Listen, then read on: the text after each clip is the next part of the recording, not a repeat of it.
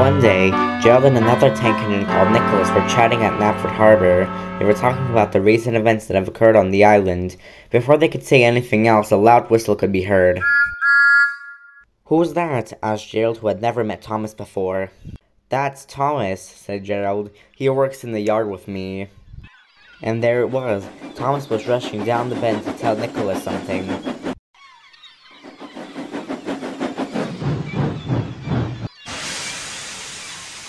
"Nicholas, you're never going to believe it," said Thomas. "But wait, who's that?" asked Thomas. "Oh, that's Gerald," said Nicholas. "But anyway, what did you want to say, Thomas?" "Oh, yeah, that. Well, the fat director has loaned other engines from other railways to help us out here, and some of them will be arriving today." "That's great, Thomas, but do we know anything about them?" "No, but I'm sure we're gonna find out more later down the line." "Well, that sounds amazing, but now I have to get my train to Wellsworth. Ta-ta, you two."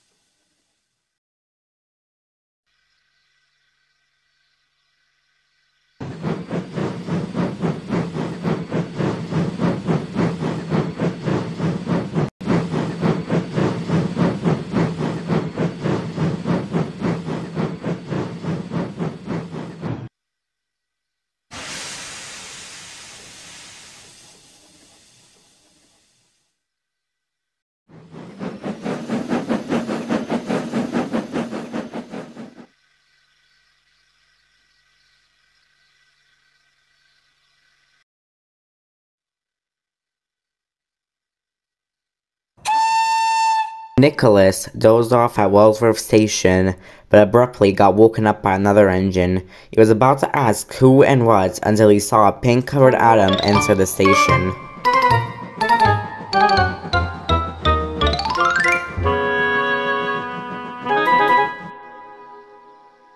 Adam, seeing Nicholas, approached him with a very, very salty look.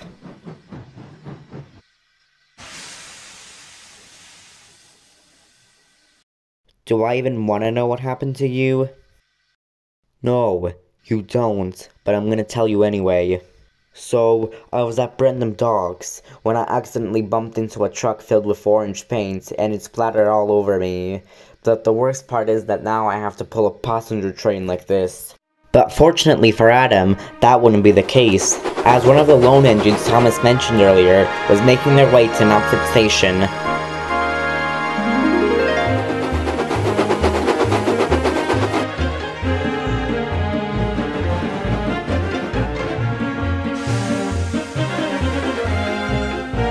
"Is this Knapford Station? If it is, my, it's very small. And who's that clanky little box over there?" "That clanky little box has a name, you know."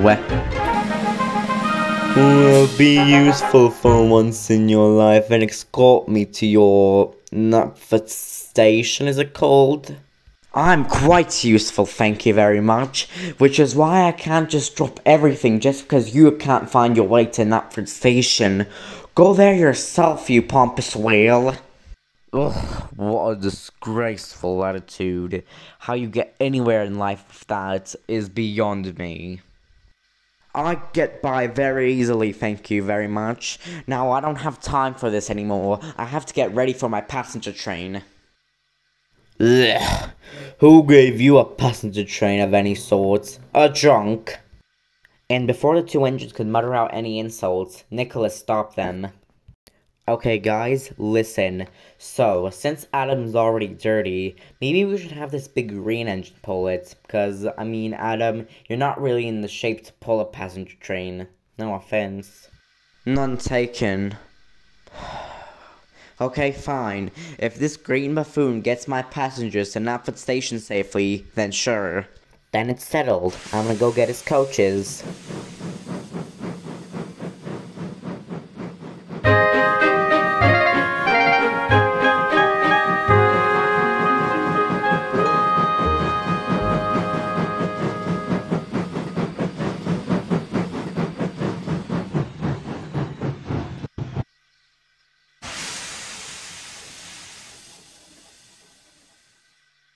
Ugh, about time, little one. You know, the tank engines on the mainland are way faster than you. Oh, I'm sorry. Would you want me to bash the coaches in your tender? Because I'm welcome to do so. I get no respect on this line. But don't worry, youngster, I'll whip you into shape one day. It'll be a cold day in hell before you whip any of us into shape, you pompous brat.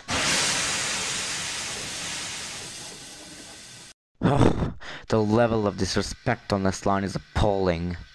And with that, the guard blew his whistle, and the big green engine set off.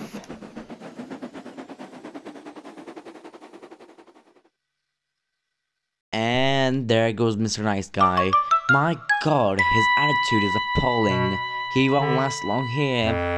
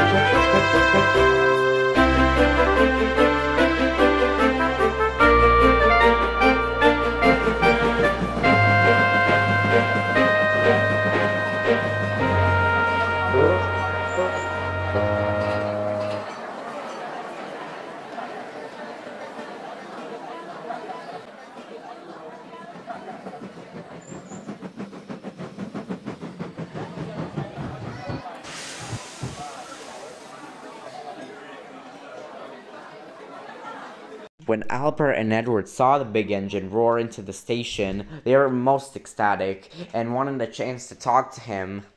Unfortunately for them, the big engine didn't share the same level of enthusiasm, so he just puffed away with a loud puff. The big engine was obviously exhausted from the trip, so he slid onto the turntable, turned around, and puffed into the old sheds.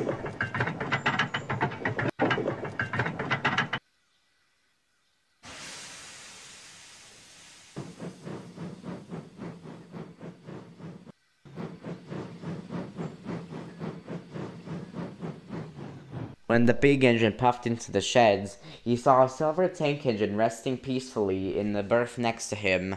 But not a moment later, the engine's fireman came to fire him up to get him ready for the day. When he was all fired up, he saw a big green engine next to him. Ugh, what is an old relic like you doing here? Are you a museum piece? Old relic? I'll have you know that I'm a perfectly young and fresh 78. Ugh, don't tell me you're working on this line, 'cause if you are, this line is doomed. If you came here to work, then we for sure are doomed. I have to go, you see. Unlike you, I don't have time to sit on my bunker all day. In fact, I'm a very busy engine. Now, good day.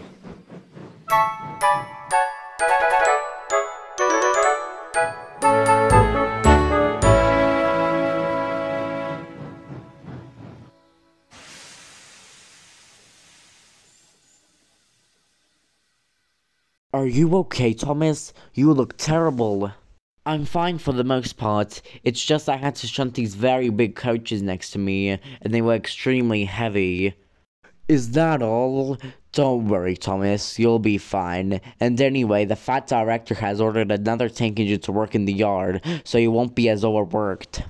Well, that's good to hear. When do you think they'll be arriving? Can't say. It might be a while, but they'll for sure come today, Thomas. Don't you worry. But the engine already arrived. Only Rugby didn't want to wait for him, so he just left him at the other railway, and he was now rushing down the line to get to Knapford Station on time.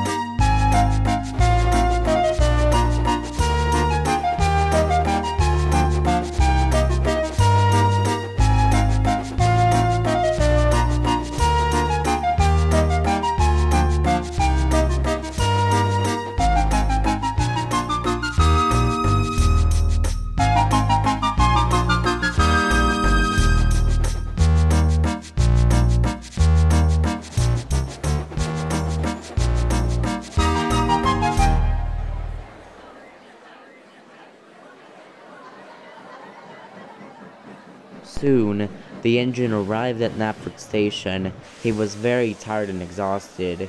He looked around and saw no one was there, so he assumed he was alone. But not for long, because Thomas was just packing up while shunting some trucks.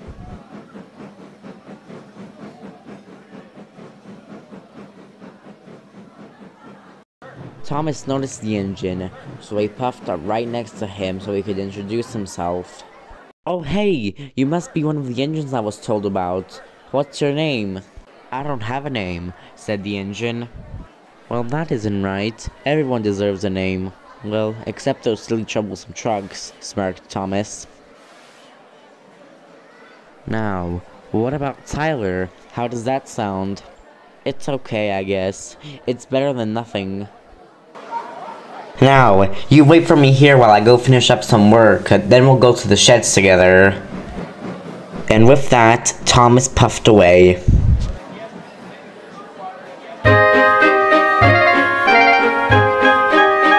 Later that evening, Gordon had returned from a long express run, and when he backed up into the sheds, he saw another big engine like him, and he was very pleased.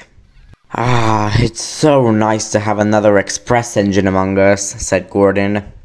That's hardly relevant, said Albert. Edward and Thomas used to be express engines, and Henry's an express engine too. I'll give you that one. Thomas and Edward were the express engines at one point, but this time is now, and I'm the express engine. And also, Henry is completely useless. Henry heard what Gordon said about him, and he felt very bad for himself.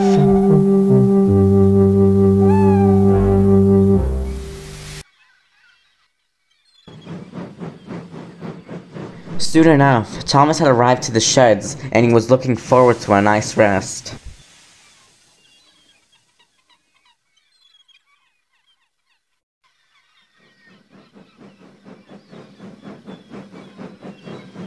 Tyler came with him, and he too was looking forward to a rest.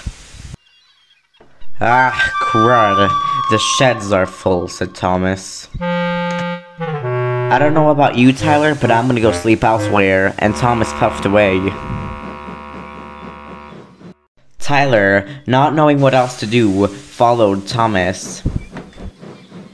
Next day, Thomas and Tyler were shunting in the yards, but Tyler was looking a bit sad. Are you okay, Tyler? You look as blue as the sky, said Thomas. Well, it's just I thought I'd be getting out more. Instead, I'm in the yards all day, and it's noisy, and it's hot, and it's just stressing me out. Thomas had a very naughty idea. How about you come to the lead mines with me later today? Timothy can't do all the work on his own, so the fat director asked me to come help him. Well, that sounds lovely. Just what I need.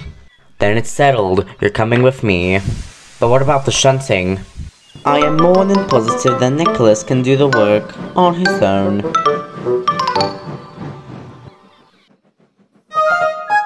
The engines wasted no time getting to work at the lead mines. Thomas, Timothy, and Tyler would bring empty cars from the big yards up to the lead mines so the miners could fill them with lead. And once they were filled with lead, they would take it back to the big station. The three engines worked splendidly together, and with their conjoined efforts, the day's work was near completion.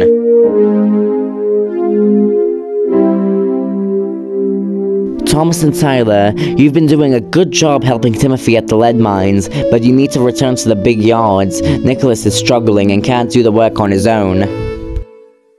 Thomas and Tyler chuckled to each other. Right away, sir, said Thomas. That's a good engine. Now chop chop. Nicholas is basically drowning in trucks. Well, you heard the man, Tyler. Come on, let's go. Coming, Thomas, said Tyler, and with that, the two engines left. Timothy found that he was all alone now that they've left, but he didn't mind, so he just went to go get some more trucks for the miners to load up with lead.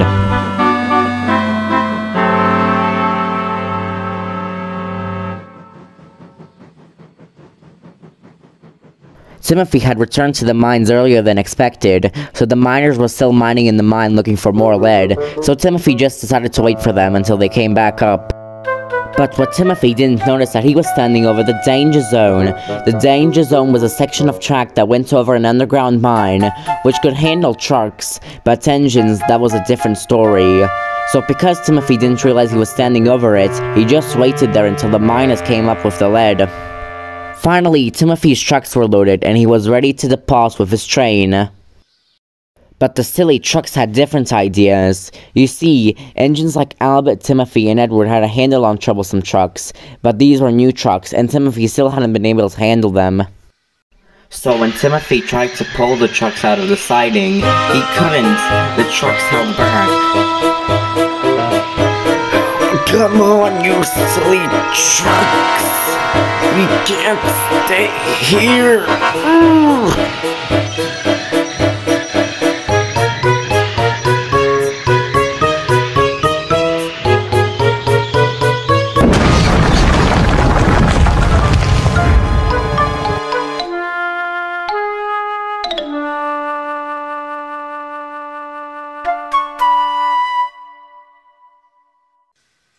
Soon enough, Edward came with the fat director to help Timothy out of the mine.